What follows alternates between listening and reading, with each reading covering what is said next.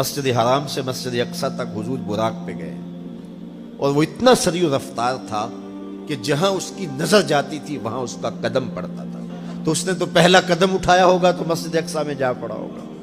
اور اتنی سرعت کے ساتھ وہ رفتار کے ساتھ چلتا ہے. پھر حضور اس کی پشت پہ جلوہ فراز. یہ 1000 کلومیٹر فی گھنٹے کی رفتار سے جہاز چلے تو کسی میں ہے ہمت کہ اس کی ننگی پشت پہ بیٹھ جائے؟ ہوا کی مزاحمت ہی گوارا نہ ہو, پڑخ چڑ جائیں, آگ لگ جائے, اور جو کروڑوں میل فی سیکنڈ کی رفتار سے جا رہا ہے اس کی ننگی پشت پہ بیٹھنے والے شاہ سوار کی عظمت کو سلام کرنے کو جی نہیں چاہ رہا. اچھا, پھر اتنی سرعت کے ساتھ جائیں تو راستے میں کوئی دکھائی بھی دے تو سجھائی نہیں دیتا, اچھی طرح پہچان نہیں پاتا بندہ. یار تم گزرے تھے, کہا میں تیزی میں تھا, تو تیزی میں جو چیز نظر آئے تو اس کو پوری طرح پہچانا نہیں جاتا. لیکن اب اس رفتار سے جا رہے ہیں, لیکن معرفت کا عالم کیا ہے کہ میں حضرت موسیٰ کی قبر کے قریب سے گزرا, میں نے دیکھا وہ قبر میں کھڑے ہو کے نماز پڑھ رہے, اور حضور ابھی وہاں پہنچتے ہیں مسجد اقصی میں تو حضرت موسیٰ علیہ السلام پہلے وہاں موجود تھے. یا تو یہ ماننا پڑے گا کہ یہاں بھی موجود تھے وہاں بھی موجود تھے, اور یا پھر یہ ماننا پڑے گا کہ وہ پہلے چلے گئے. اور اگر پہلے چلے گئے تو پھر کیا وہ میرے حضور سے پہلے چلے گئے؟ تو جواب آیا کہ نہیں, حضور علیہ السلام تو اپنی رفتار سے جا ہی نہیں رہے تھے. حضور تو جا رہے تھے براق کی رفتار سے, اور حضرت موسیٰ گئے ہیں نبوت کی رفتار سے. براق بہت سریع ہوگا لیکن نبوت سے سریع نہیں ہو سکتا, اس لیے حضرت موسیٰ پہلے پہنچ گئے. یہ ایک مرحلہ مکمل ہوا. اب دوسرا مرحلہ, مسجد اقصی سے لے کے پہلے آسمان تک وہ نور کی ایک سیڑھی تھی, اور یہ براق سے بھی زیادہ سریع رفتار تھی. یہ دوسرا مرحلہ تھا. اور پھر تیسرا مرحلہ, پہلے آسمان سے لے کر کے 7ویں آسمان تک فرشتوں کے پروں پہ گئے. 7ویں آسمان سے سدرہ تک جبریل امین کے پروں پہ گئے. یہ چوتھا مرحلہ تھا, اور ہر مرحلہ پہلے مرحلے سے سریع تھا. اور پھر سدرہ پہ جا کے جبریل نے بھی کہا کہ آگے میں نہیں جا سکتا. لو دنوت خطوۃ لاحترقت, اگر میں آگے بڑھوں تو جل کے راکھ ہوتا ہوں. تو حضور علیہ السلام کے لیے ایک سبز نوری تخت لایا گیا جسے رف رف کہتے تھے. اس پہ حضور تشریف فرما ہوئے. پھر وہ کس صورت سے گیا, ان 4 مراحل سے زیادہ سریع رفتار تھا. رف رف کی منتہائی پرواز جب ہوئی تو میں اعلی حضرت کی روح سے فیض لے کے کہتا ہوں کہ رف رف کے بھی بس بس ہو گئے. اب یہ 5 مراحل اپنی انتہا کو پہنچے. اب یہ حضور کی ذاتی رفتار نہیں تھی, ذاتی رفتار اب شروع ہونے لگی ہے. اللہ اکبر. پھر آواز آئی, ادنو منی یا احمد, پیارے رک کیوں گئے ہو, آگے آؤ.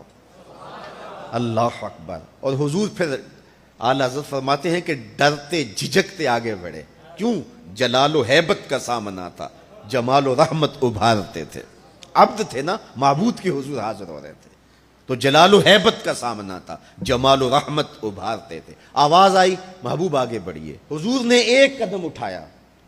اب پھر فاصلہ کتنا طے ہوا ایک قدم میں؟ مسجد حرام سے لے کے مسجد اقصی تک براق نے جتنا فاصلہ طے کیا, مسجد اقصی سے لے کر پہلے آسمان تک نور کی سیڑھی نے جتنا فاصلہ طے کیا, اور پہلے آسمان سے 7ویں آسمان تک, اور پھر وہاں سے سدرہ تک جبریل اور فرشتوں نے جو فاصلے طے کیے, پھر اس کے بعد رف رف جہاں تک گیا.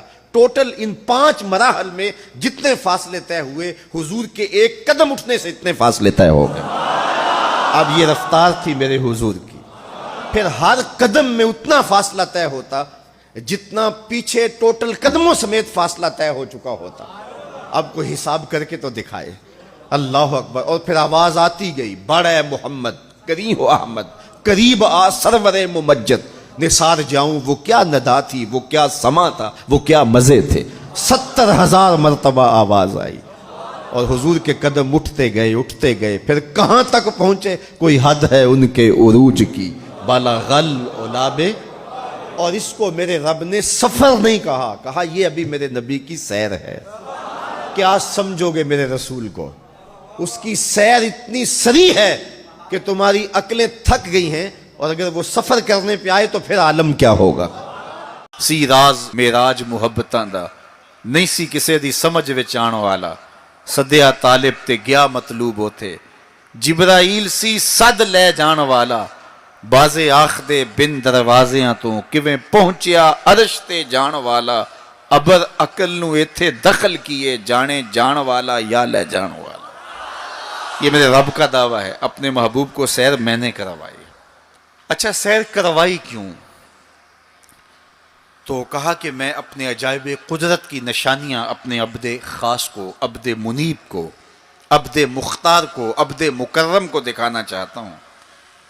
اور پھر اللہ جل شانہ نے اپنے محبوب کو اتنی نشانیاں دکھائیں جن کا تعلق دیکھنے سے بھی تھا، جن کا تعلق وجدان سے بھی تھا، محسوسات سے بھی تھا، سننے سے بھی تھا. کبھی حضور علیہ الصلوۃ والسلام جنت کی خوشبو سونگھتے ہیں، نظاروں کی وادی دیکھتے ہیں، اور کبھی دوزخ کے اندر عذابوں میں مبتلا لوگوں کو دیکھتے ہیں. اور پھر اپنی امت کو بیان بھی فرمایا تاکہ وہ ان اعمال بد سے بچ جائیں جو جہنم میں لے جانے کا سبب اور ذریعہ ہے.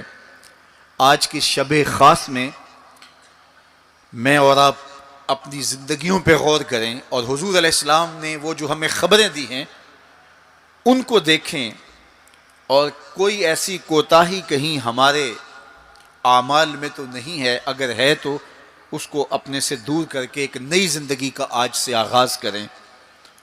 حضور علیہ الصلوۃ والسلام نے فرمایا کہ میں نے کچھ لوگوں کو دیکھا کہ پتھروں سے ان کے سر کچلے جا رہے ہیں، اور پتھروں سے کچلنے کی وجہ سے ان لوگوں کے سر کیمے کی طرح ہو جاتے، کوٹ دیے جاتے ہیں پتھروں سے، لیکن تھوڑی دیر کے بعد پھر صحیح ہو جاتے ہیں، لیکن پھر دوبارہ ان کے سر کچلے جاتے. تو میں نے پوچھا جبریل یہ کون لوگ ہیں؟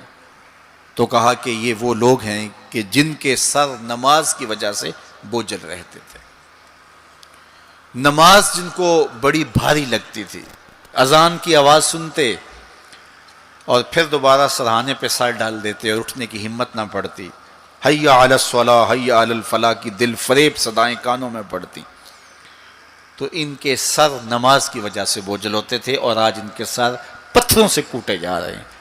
اس پورے اجتماع میں جو اس گراؤنڈ کے کناروں تک ہے اور باہر گلی میں بھی اس لاؤڈ سپیکر کے ذریعے سے، بازار میں بھی، سڑک پر بھی آوازیں پہنچ رہی ہوں گی، تو آپ سب اور میں غور کریں کہ ہماری زندگی میں کہیں نماز سے کوتاہی تو نہیں ہے.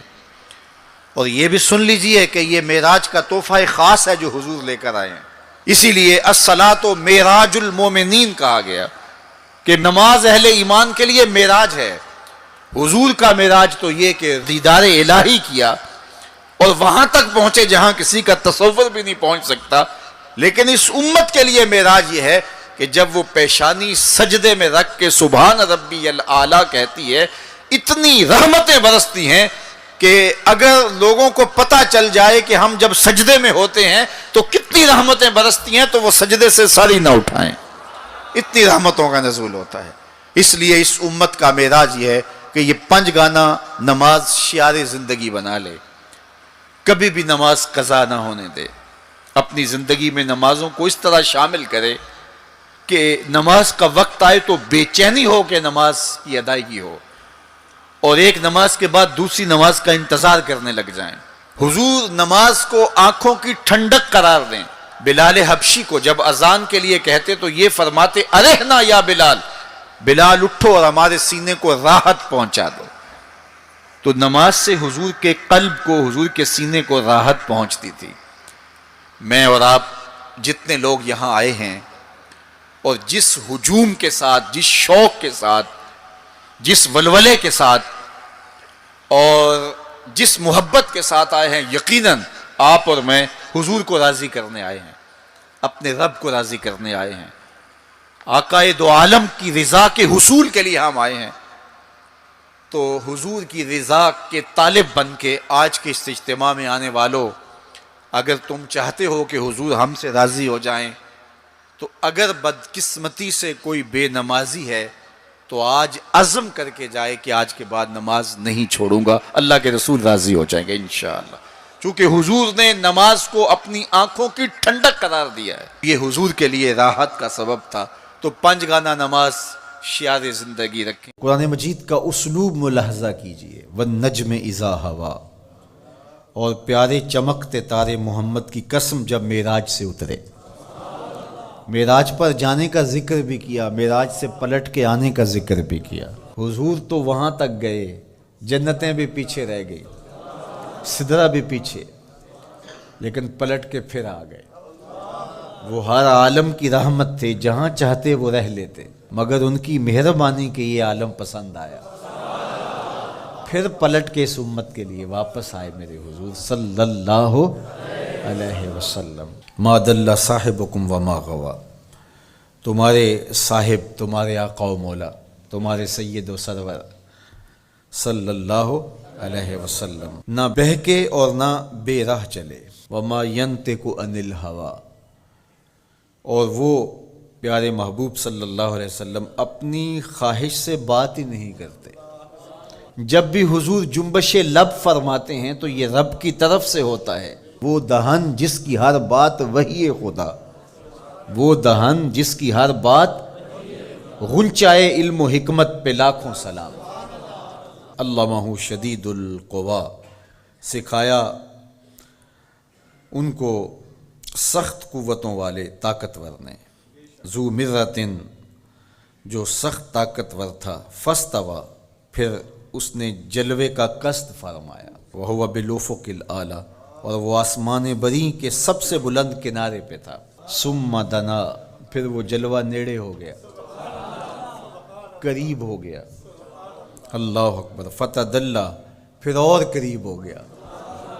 فکان قاب قوسین او ادنیٰ، تو اس جلوے اور اس محبوب میں 2 ہاتھ کا فاصلہ رہا، جس طرح 2 کمانیں آپس میں ملتی، تو اتنا فاصلہ رہ گیا۔ اب یہیں اگر قرآن بات کو ختم کر دیتا تو کوئی کہتا کہ سمجھ آ گئی اللہ اور اس کے رسول کی قربت کی، کتنی قربت ہے، لیکن اللہ نے کہا یہ تمہارے سمجھانے کے لیے کہا، او ادنا، قرب اس سے بھی زیادہ ہوا۔ تم تو اتنا ہی سمجھ سکتے ہو نا، کس طرح 2 کمانیں آپس میں جڑتی ہیں۔ اللہ اکبر۔ حضرت علامہ جلال الدین سیوطی علیہ رحمہ کہتے ہیں کہ اہل عرب کا طریقہ یہ تھا کہ جب 2 سردار موافقت کرتے تھے، جب ملاقات کرتے تھے اور ایک دوسرے کے حلیف بنتے تھے، آپس میں ان کے اتحاد کا، ان کی محبت کا اعلان یوں کیا جاتا تھا کہ وہ آگے بڑھتے اور اپنی اپنی کمان جوڑ کر کے اس سے ایک مشترکہ تیر پھینکتے۔ یہ اس بات کا اعلان تھا کہ آج کے بعد ہمارا اتحاد ہو گیا ہے، ہمارا دوست دشمن سانجا ہوگا، کمانیں ہماری 2 ہیں لیکن ان سے نکلنے والا تیر آج کے بعد ایک ہوگا۔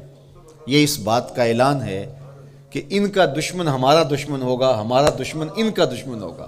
خبردار کسی نے میلی آنکھ سے بھی دیکھا، مت سمجھنا کہ یہ قبیلہ اور ہے اور یہ قبیلہ اور ہے، اگرچہ الگ الگ قبیلے ہیں لیکن ہماری موافقت، ہماری موانست، ہماری محبت، ہماری وحدت، ہماری یگانگت، ہمارا پیار، ہماری صلح، ہم ایسے حلیف بن گئے ہیں، کمانیں 2 ہیں، نکلنے والا تیر ایک ہوگا۔ کہا اللہ اور اس کے رسول کی قربت کتنی ہوئی اہل عرب، تم اپنے رواج سے سمجھ لو، جس طرح تم کمانیں جوڑتے ہو ہم نے بھی کمانیں جوڑ لی ہیں، ہم نے بھی کمانیں جوڑ لی، الوہیت کی کمان اور رسالت کی کمان، الوہیت کی کمان اور عبدیت کی کمان۔ اللہ اکبر۔ یہ 2 الگ الگ کمانیں ایک نہیں ہوئی، یہ فاصلہ نہیں مٹا، عبد اور معبود کا فاصلہ ختم نہیں ہوا، کمانیں 2 ہیں، لیکن کہا سن لو ان سے نکلنے والا تیر اب ایک ہی ہوگا۔ اب قرآن پڑھ لیجئے، وَمَا رَمَيْتَ اِذْ رَمَيْتَ وَلَٰكِنَّ اللَّهَ رَمَىٰ۔ اللہ کہتا محبوب یہ جو کنکر تو نے پھینکے ہیں، یہ تو نے تو نہیں پھینکے، یہ تو میں نے پھینکے ہیں، اس لیے کہ کمانیں 2 ہیں لیکن نکلنے والا تیر ایک ہی ہوگا۔ ہم یہ نہیں کہتے کہ اللہ اور اس کے رسول کی ذات ایک ہے، اگر یہ کہیں گے تو مشرک ہوں گے، ہم یہ نہیں کہتے، کہنا نہیں چاہیے، ہے بھی نہیں، ہم کہتے ہیں ذات ایک نہیں، بات ایک ہے۔